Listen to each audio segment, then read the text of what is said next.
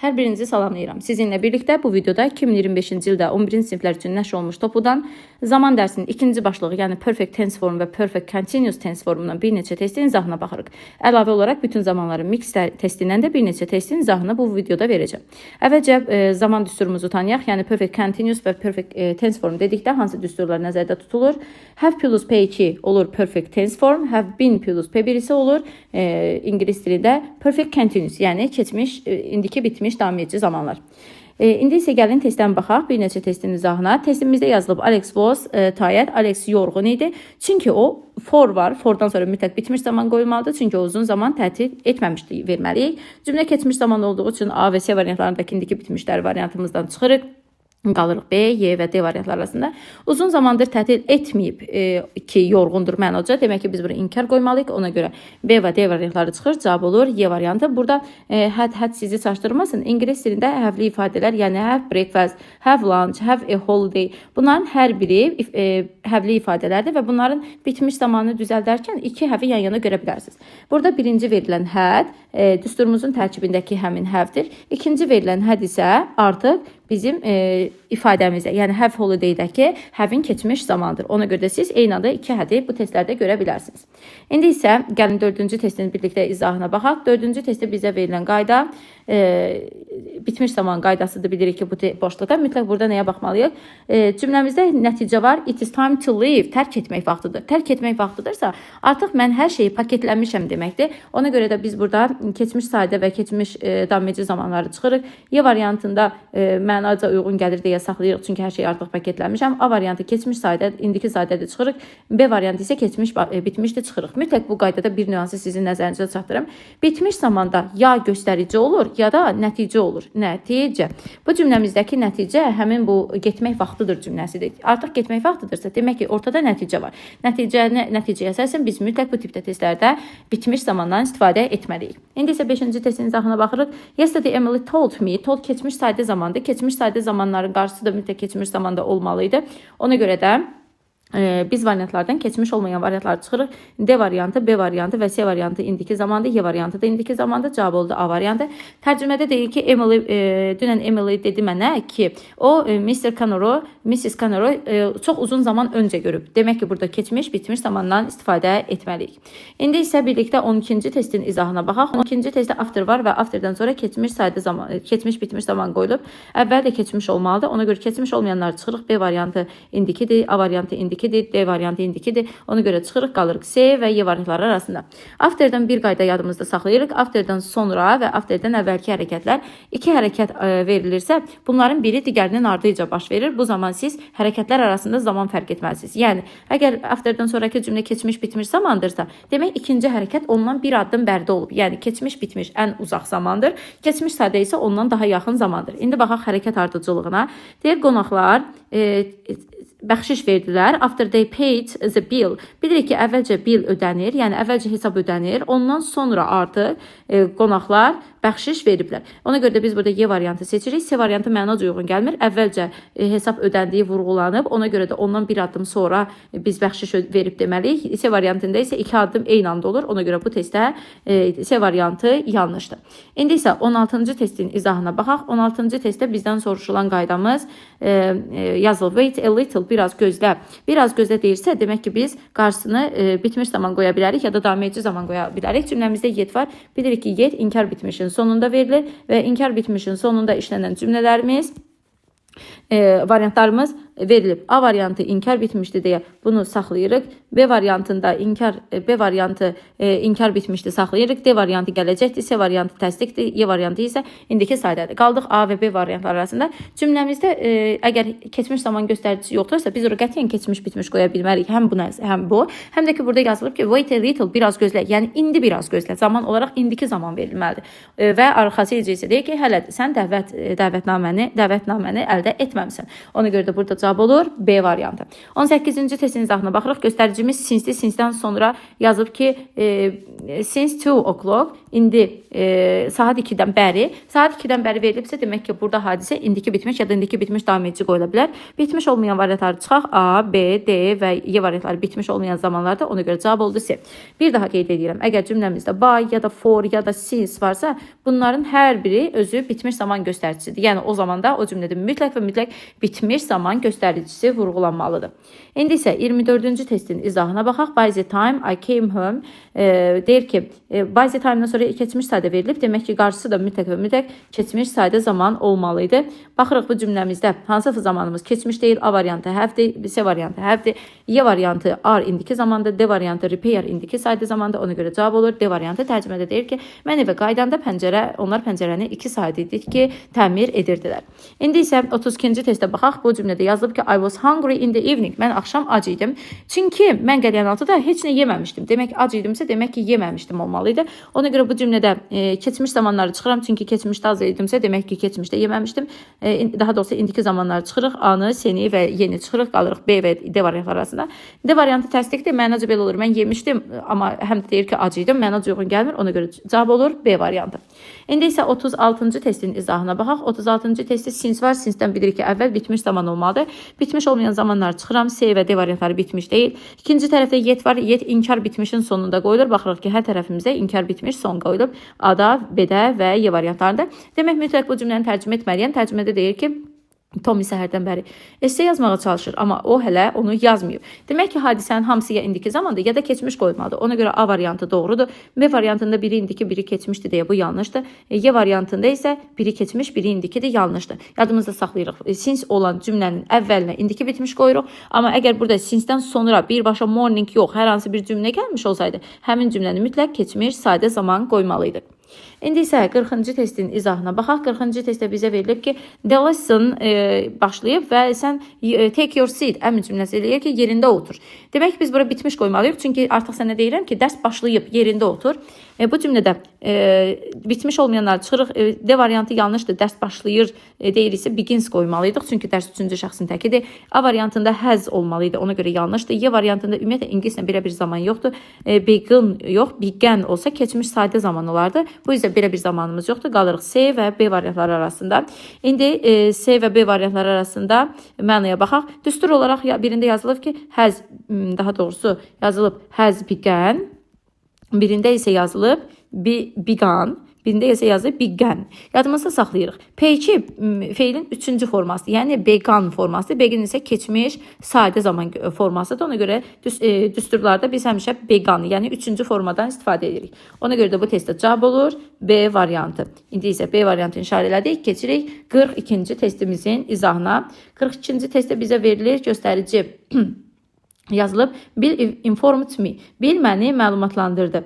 Məlumatlandırdı cümləsi keçmiş zaman olduğu üçün qarşısı da keçmiş olmalıydı. 7-dən isə gördük ki, bu cümlə mütləq bitmiş və inkar olmalıdır.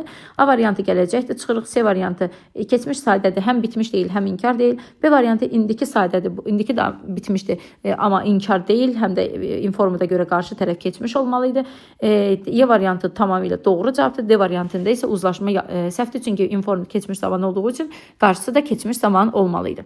İndi isə 55-ci testin izahına baxaq. 55-ci testi bizə göstərici olaraq verilən cümləmiz Jane told me. Jane mənə dedi. Dedisə artıq bu tərəf keçmiş olmalıydı. Keçmiş olmayan variantları çıxırım. B variantı, A variantı indiki zamanda deyə çıxdıq.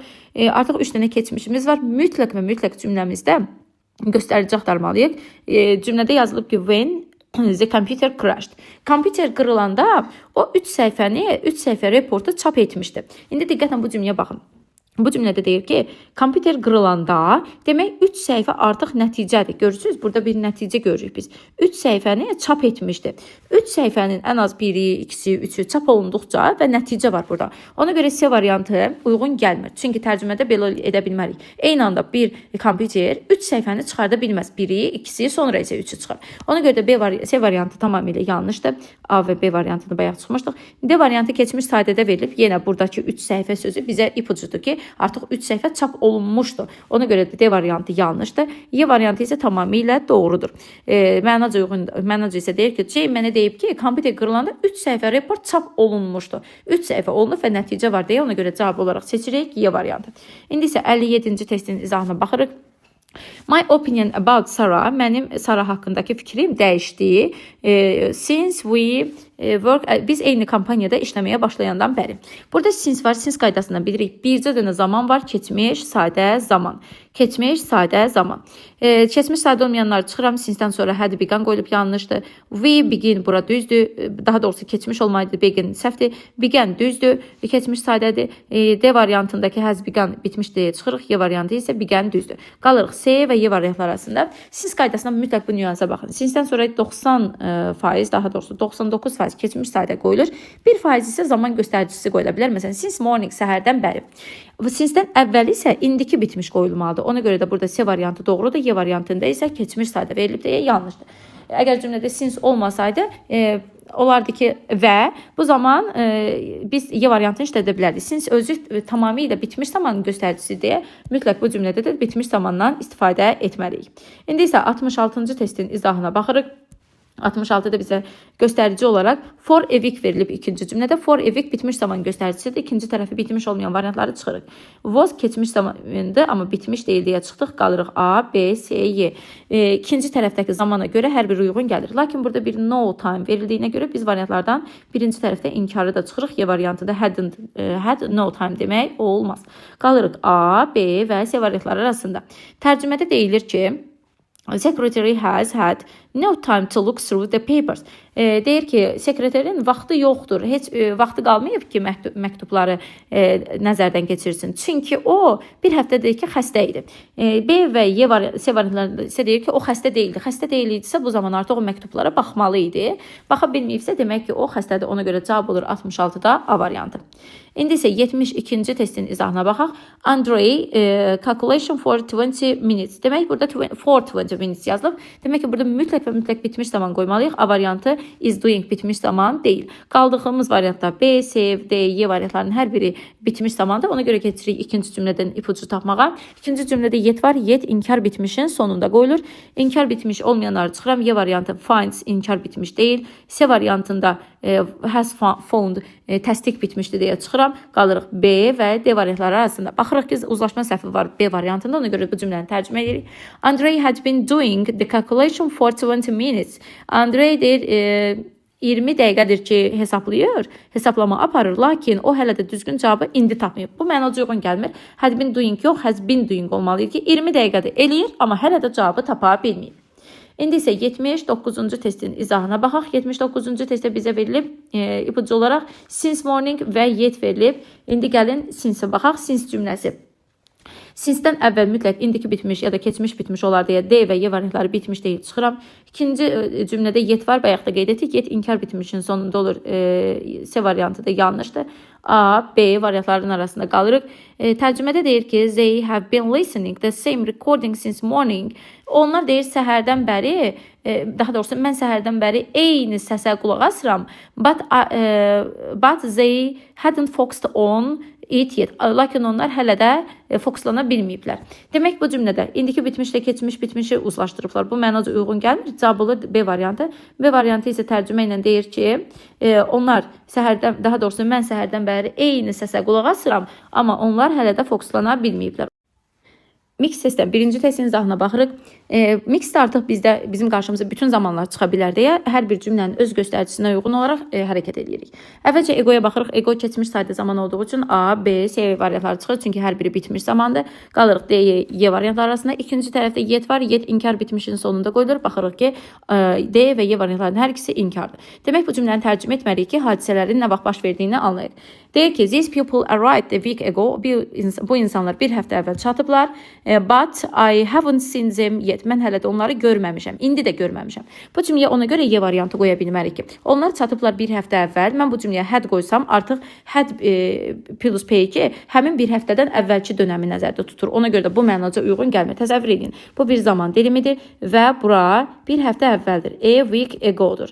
Və bu tipdə testlərdə mütləq bu addımlara diqqət edin. Hadisə bu vaxt baş verib və mən demək istəyirəm ki, ondan bu günə qədər mən onları hələ görməmişəm. Bu zaman mən bura qoyuram have plus was paid, yəni indiki bitmiş zaman. Əgər mən onların gəlməmişdən əvvəlki dönəmini nəzərdə tutsaydım, yəni bu dönəmi nəzərdə tutsaydım, bu zaman mən oraya artıq keçmiş bitmiş zaman qoyardım. Çünki keçmiş saydənin bir addım öncəsi keçmiş bitmiş zamandır. Keçmiş zamanın bir addım əvvəli isə indiki zamanlar hesab olunur. Ona görə cavab olur burada Y variantı. İndi isə 3-cü testin izahına baxaq. 3-cü testdə bizə verilib look at the fence. Hasara bax. Demək ki, o hadisələrin hamısı indiki zamanda, əmr cümləsi həmişə indiki zamanda olur. Mütləq bu qaydaya diqqət edin. Heç vaxt əmr cümləsinin qarşısına keçmiş qoymuruq. Cümləmizdə ikinci bir ipucu var. Since bilirik ki, qaydadan sincedən sonra 99% keçmiş sayda zaman olur ya da zaman göstəricisi olur. Məsələn, since morning, since evening belə bir tipdə cümlə olur. Sincedən sonra gələ biləcək variantları saxlayaq. A variantı sincedən sonra came gələ bilər. Come olmaz, indikidir. Have olmaz, indiki bitmişdir. Came keçmiş saydadır saxlayırıq. Y variantı isə will gələcəkdir deyə çıxdıq. Demək ki, cavab ya A ya da D variantları arasındadır. Tərcümədə indi mütləq cümləni tərcümə etməliyik. Deyir ki, look at the fence, hasara bax. A variantını qoysam, isn't repaired since we came here. Biz buraya gələndən bəri o təmir olmur. Bu mənaca uyğun gəlmir. Çünki since özündən sonra keçmiş sayda istədiyi kimi özündən əvvəl də 100% bitmiş istəyir. A variantı isə bitmiş zaman düsturu deyil deyə cavab olur. D variantı. İndi isə 9-cu testin izahına baxırıq. 9-cu testdə ipucu olaraq yet verilib. Yet inkar bitmişin sonunda olur. Nothing var. Artıq biz variantda inkar olanları çıxmalıyıq və bitmiş olmayanları çıxırıq. Çünki nothing artıq özü inkar edib bu cümləni. Ona görə də B variantında wasn't, nothing olan cümlədə wasn't olmaz, həm də bitmiş deyil. C variantı bitmiş deyil, həm də nothing var deyə ikinci inkar olmaz. Qalırıq A, D və Y variantları arasında. Çünki hər 3 variantımızın ikinci tərəfi bitmiş zamanda verilib. İndi A variantını oxuyuruq. A variantda deyir ki, Julia is nervous because nothing has been done yet. Julia əsəbidir çünki heç nə edilməyib. Bu mənaca uyğun gəlir. C variantı mənaca uyğun gəlmir çünki deyir ki, Julia əsəbi idi keçmiş bitmiş zamanda. İndi isə əvvəlindən siz deyir ki, indi heç nə edilməyib. Demək, indi heç nə edilməyibsə, indi də əsəbi olmalıydı. Əsəbi olmağı indiyə təsadüf etməlidir. Ona görə bu səhvdir. Y variantında da eyni qaydadır. Keçmişdə əsəbi idi çünki indi heç nə edilməyib. Mənaca uyğun gəlmir. İndi isə 17-ci testin izahına baxaq. 17-də after var. Afterdən sonra indiki sayda keçmiş sayda. Amma bir də onu qeyd edeyim ki, afterdən sonra addımların keçmişdə baş verməsinə əlaqədar, yəni hərəkətlər əgər 2 hərəkət baş verirsə, bu zaman keçmiş bitmiş də qoymaq olar. Ona görə biz əvvəlcə gələcək zamanları çıxırıq, çünki afterdən sonra qətiyyən gələcək olmaz. A, B və C variantı mənaca uyğun gəlir. Bir daha qeyd edirəm. A indiki saydadır, B keçmiş saydadır, C isə keçmiş bitmişdir. İkinci tərəf özü ilə uzlaşmalıdır. Uzlaşmanı pozmur after. Afterdən sonra get qoysam qarşısına would yox, will qoymalıydım. Ona görə A variantı yanlışdır. B variantında afterdən sonra both keçmiş qoysaq qarşısına has got yox, had got qoymalıydıq. Yanlışdır. Ona görə cavab olur C variantı. Tərcümədə deyir ki, after I had got my driving license, my father bought me a new car. Sürücülük vəsiqəmi alandan sonra atam mənə yeni maşın aldı. Mütləq bu testdə yadınıza saxlayın. Əvvəlcə sürücülük vəsiqəsi alınıb. Yəni buradakı birinci hərəkət budur deyə bura qoyuruq keçmiş bitmiş. İkinci hərəkət isə atasının maşın almasıdır. O da ona görə biz ora qoyuruq keçmiş sadə zaman. İndi isə 25-ci testin izahına baxaq. 25-ci testdə bizə verilib last night. Last night keçmiş sayda zamandır. Keçmiş sayda zamanlarda zaman olaraq had disappeared ya da B variantındakı has disappeared, C və D variantındakı indiki bitmişlər yanlışdır deyə cavab olur. Y variantı. Tərcüməni mütləq edirik. Bütün testlərdə tərcüməyə önəm vermək lazımdır. The plane disappeared last night and no one knew what had happened to it. Keçən gecə təyyarə yoxa çıxıb və heç kim bilmir ki, ona nə olub. Bax, diqqətlə bu cümləyə baxın. Yoxa çıxıb və heç kim də bilmir ki, nə olub. Əvvəlcə nəsə hansısa bir hadisə olub, sonra isə o yoxa çıxıb. Ona görə də burada addım olaraq Y variantı doğrudur və burada heç bir uzlaşma pozulması olmamalıdır. İndi isə 31-ci testin izahına baxaq. Cümlədə göstəricimiz for var. For varsa bitmiş olmalıdır. A variantı bitmiş deyil, B variantı bitmiş deyil və Y variantı bitmiş deyil. Qalırıq C və D variantları arasında. When də var. When'dən sonra indiki sayda keçmiş sayda qoyula bilər. D variantındakı had rank bitmişdir deyə yanlışdır. Cavab olur C. Uzlaşmaya da baxaq.